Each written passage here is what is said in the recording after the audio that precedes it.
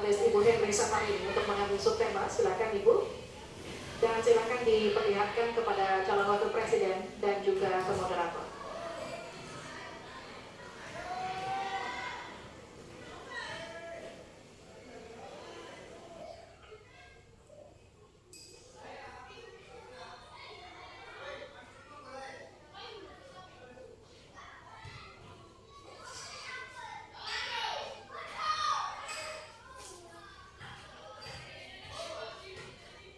Keuangan pajak dan tata kelola APBN APBD. Baik, untuk selanjutnya Pak Hieronymus Rowa kami mohonkan untuk mengambil undian untuk mengetahui huruf apa yang akan muncul. B, ya. Baik, terima kasih. Kita akan ambil dan buka amplop pertanyaan sesuai dengan undian dan silakan amplopnya masih tersegel. Kami ingatkan kembali, mohon disimak baik-baik karena kami hanya akan membacakan pertanyaan satu kali. Pertanyaan untuk calon wakil presiden nomor urut 2, Bapak Gibran Rakabuming Raka. Untuk subtema keuangan, pajak, pengelolaan APBN dan APBD. Hanya sepertiga APBN yang dapat digunakan untuk membiayai pembangunan. Padahal janji kerja program paslon memerlukan biaya tinggi. Pertanyaannya, mana yang menjadi pilihan prioritas anggaran? Pembangunan infrastruktur fisik atau pembangunan kualitas SDM dan ekonomi rakyat? Waktu Bapak untuk menjawab 2 menit, kita mulai ketika Bapak mulai berbicara. Baik, terima kasih. Tidak semuanya harus menggunakan APBN. Contoh IKN, banyak yang gagal paham. Tidak 100% pembangunan IKN itu menggunakan APBN. Yang digunakan hanya 20%. Sisanya adalah investasi dari swasta dan investasi dari luar negeri. Ini yang banyak yang gagal paham. Lalu kita mengacu ke pertanyaan, infrastruktur fisik atau SDM, dua-duanya penting dan dua-duanya harus dijalankan secara paralel. Karena sekali lagi, untuk menuju Indonesia emas dibutuhkan generasi emas. Kita butuh future talents yang menguasai future skills. Untuk itu, di tingkat SMK misalnya, kita perlu alat-alat yang ada di SMK itu bisa memenuhi kebutuhan zaman, kebutuhan industri, sehingga ketika anak SMK lulus, mereka benar-benar bisa siap kerja, siap menerima tantangan kerja. Lalu untuk fisik tidak selalu harus dari APBN, sekali lagi bisa kolaborasi misalnya dengan swasta, dengan CSR. Jadi tidak semuanya harus dibebani oleh APBN. Lalu apa PR kita ke depan? PR kita ke depan harus bisa menambah penerimaan negara.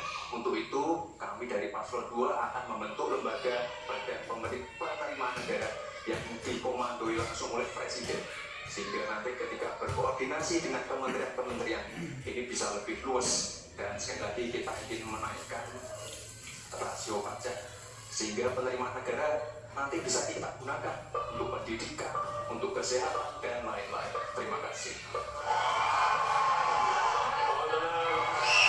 Masih ada waktu. Terima kasih.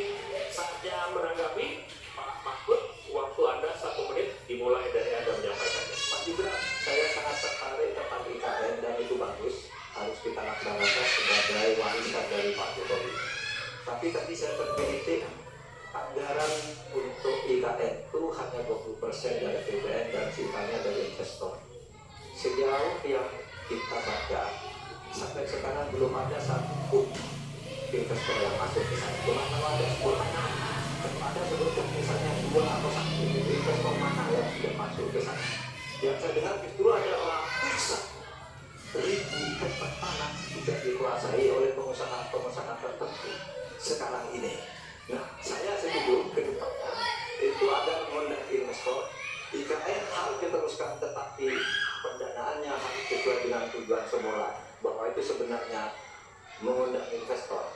Tapi sekarang ini yang sudah jadi itu semuanya dari APBN, sehingga memang diperlukan langkah-langkah perbaikan agar warisan baik Presiden Jokowi ini bisa kita lanjutkan. Terima kasih. Baik, Terima kasih. kita masih lanjut. Mohon tenang. Selanjutnya giliran calon wakil presiden nomor urut 1 Bapak Muhaimin Iskandar untuk memberikan tanggapan. Waktu Anda 1 menit. Kita mulai ketika Anda mulai berbicara. Mohon tenang dulu. Ya, saya baru tahu kalau boleh di sini juga. Supaya lebih dekat sama panelis. Ya, Malik. Jadi, saya setuju bahwa yang paling penting bukan soal infrastruktur dulu atau SDM dulu. Yang paling penting dari ini adalah kemampuan membaca skala prioritas. Seluruh proyek-proyek besar yang ambisius, ini IKN sebagai salah satu contoh saja, itu kalau hanya mengandalkan APBN hampir 500 triliun.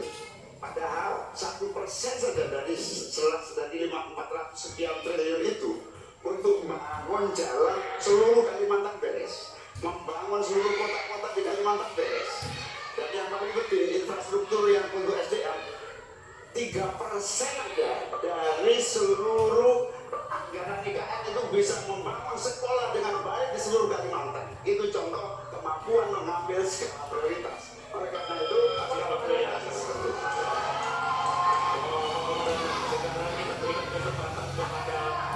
Kita berikan kesempatan kepada Pak Gibran untuk menanggapi atas tanggapan yang sudah disampaikan. Silakan. Baik, saya izin menanggapi Gus Muhaimin dulu.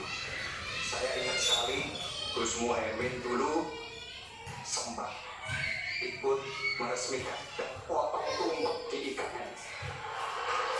Ini di mana ini nggak konsisten?